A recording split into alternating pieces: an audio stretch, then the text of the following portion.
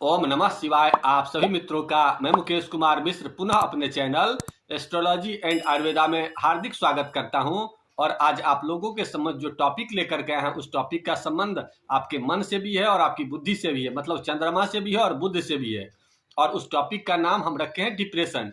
Depression क्यों होता है, किन कारणों से होता है, डिप्रेशन होते हैं तो क्या संकेत होते हैं, और संकेत को अगर जान लेते हैं तो उसका क्या उपचार करें कि वो आदमी डिप्रेशन से निकल जाए। इसी विषयों पर आज हम चर्चा करने के लिए आए हैं। तो सर्वप्रथम यह चर्चा करते हैं कि डिप्रेशन क्यों होता है। डिप्रेशन के एक नहीं कई कारण हो सकते हैं। किसी आदमी को अगर विवाह नहीं हो रहा उसके कारण भी डिप्रेशन हो सकता है, और किसी आदमी का विवाह हो गया और अच्छी पत्नी नहीं मिली तो उसके कारण भी डिप्रेशन में चला जाता है। कोई आदमी को नौकरी नहीं मिली तो भी डिप्रेशन होता है, और नौकरी मिल गई और नौकरी में अगर प्रमोशन नहीं हो रहा या अच्छे जगह पोस्टिंग नहीं है तो भी डिप्रेशन में वो चला जाता है।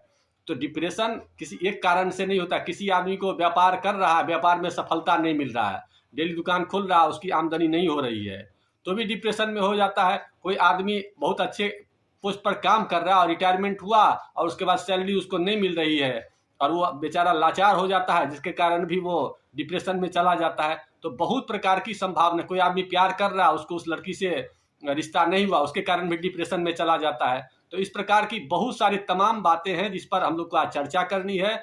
बहुत सारे ऋषि मुनि भी डिप्रेशन में चले जाते हैं, देखते हैं आत्महत्या कर लेते हैं। बहुत सारे फिल्म स्टार हैं, सुनते होइएगा कि वो लोग भी आत्महत्या कर लिए हैं। तो ये सब क्या है, सब डिप्रेशन के कारण ही होता है।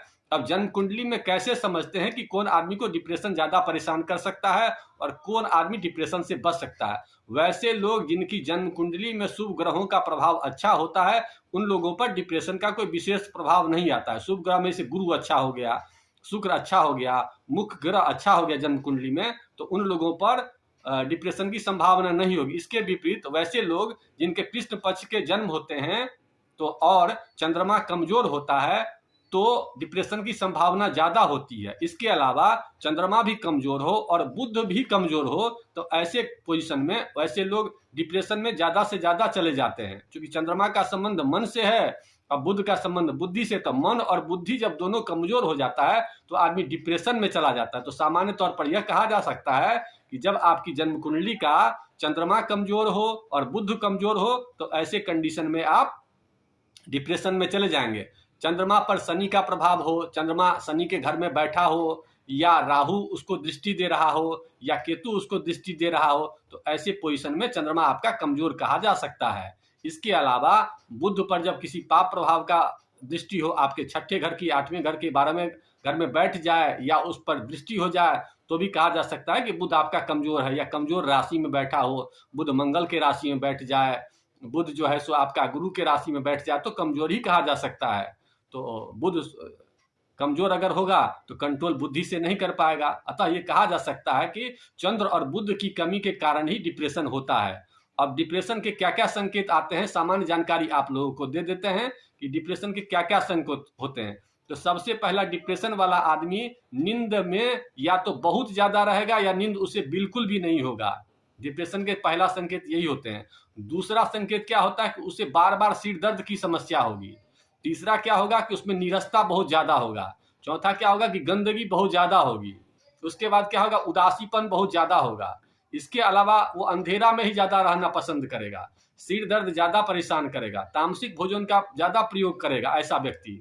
तो इस प्रकार की तमाम बातें अगर किसी भी व्यक्ति को देखने में ज्यादा से ज्यादा मिले तो ऐसे लोगों को अलर्ट होना चाहिए, उनको अपनी कुंडली का विश्लेषण जरूर करवाना चाहिए।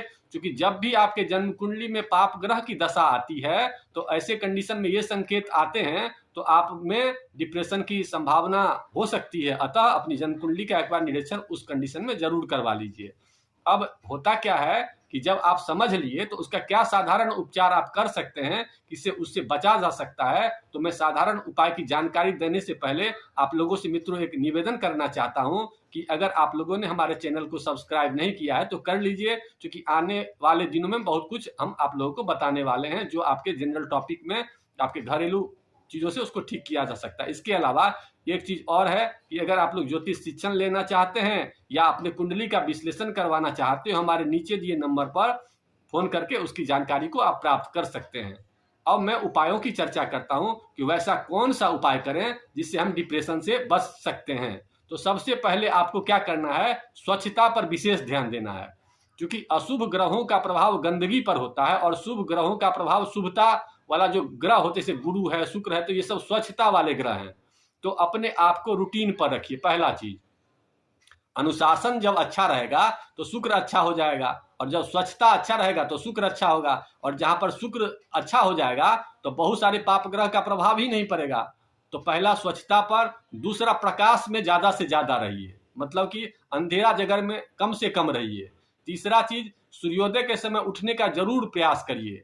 चौथा चीज, गंदे व्यक्तियों के साथ कभी मत रहिए।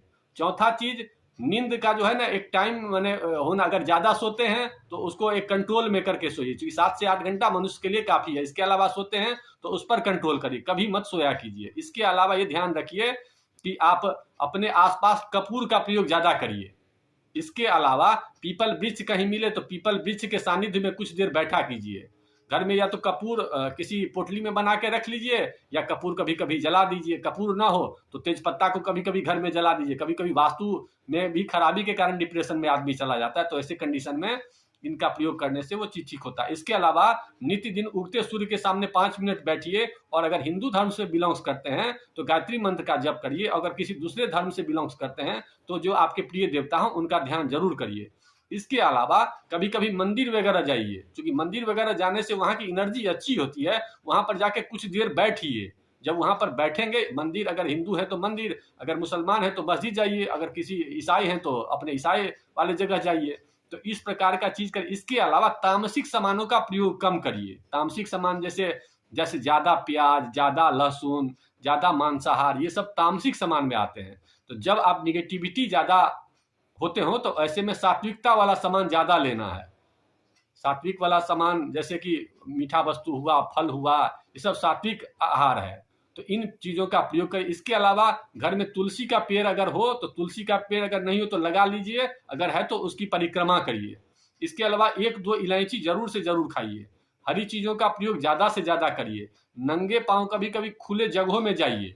खुले जगह में जाने से क्या होगा कि आपके अंदर में बुद्ध का अच्छा प्रभाव होगा। अगर गणेश जी मिल जाए तो गणेश जी को कभी कभी दुर्वा घास चढ़ा दीजिए। देर रात बिल्कुल भी मत जगिए। अपनी बॉडी में आयरन एलिमेंट को बढ़ाइए, और भोजन के बाद किताब जरूर पढ़िए, क्योंकि किताब पढ़ने से गुरु अच्छा होता है। ये करिए। और बहुत वो व्यक्ति डिप्रेशन में है तो उसके ऊपर से कोई काला वस्तु, जैसे 7 गो लौंग लीजिए, 7 गो लौंग उसके ऊपर से उतार करके और उसको जला दीजिए। एक तो ये करिए जो आदमी बहुत ज्यादा डिप्रेशन में है। दूसरा, जिस घर में वो व्यक्ति रहता हो वहां पर थोड़ा सा एक नारियल को जो है ना रख दीजिए, और नारियल को 1 सप्ताह पर बदलते रहिए। शनिवार को शनिवार रखिए और शनिवार को फिर उसको बदल दीजिए। इसके अलावा वो व्यक्ति अगर प्राणायाम करने की स्थिति में हो तो उसे अनुलोम विलोम प्राणायाम जरूर करवाइए। और वो व्यक्ति अगर बहुत ज्यादा डिप्रेशन में हो तो उस जहां भी सोता हो वहां पर उसके नीचे पानी जरूर रखिए, और पानी को उसकी वजन के हिसाब से उसको कहिए पीने के लिए, और पानी जो पिए सो धीरे धीरे करके पिए। इस प्रकार के उपायों को जब आदमी करने लगेगा तो धीरे धीरे उसके डिप्रेशन की जो है ना चीजें खत्म होने लगेंगी। और एक बार कुंडली का विश्लेषण करवा लीजिए अगर कोई आदमी बहुत ज्यादा डिप्रेशन में है तो, क्योंकि बहुत लोग नशा करने के कारण भी डिप्रेशन में चले जाते हैं। तो वैसे लोगों को नशा वाले व्यक्तियों के साथ बैठने ही मत दीजिए, और पॉजिटिव आदमी के साथ वैसे लोगों को ज्यादा बैठाइए। अपने आप जो है ना धीरे धीरे करके ठीक हो जाएगा। अब इन्हीं विषयों के साथ आज के एपिसोड को यहीं समाप्त करते हैं। एपिसोड कैसा लगा, इसमें क्या सुधार की जरूरत है, और आप लोगों के मन में किसी प्रकार की अगर कमेंट हो, किसी प्रकार की इच्छा हो, अभिलाषा हो, कोई क्वेश्चन मन में जगह हो तो हमारे नीचे कमेंट बॉक्स में लिखिए। मैं उसे हर संभव अपने ज्ञान के अनुसार देने की कोशिश करूंगा। पोस्ट अगर अच्छा लगा तो लाइक करिए, और खराब लगा तो अपने कमेंट्स में उस विचार को रखिए। इन्हीं बातों के साथ आज के पोस्ट को यहीं समाप्त करते हैं। ओम नमः शिवाय।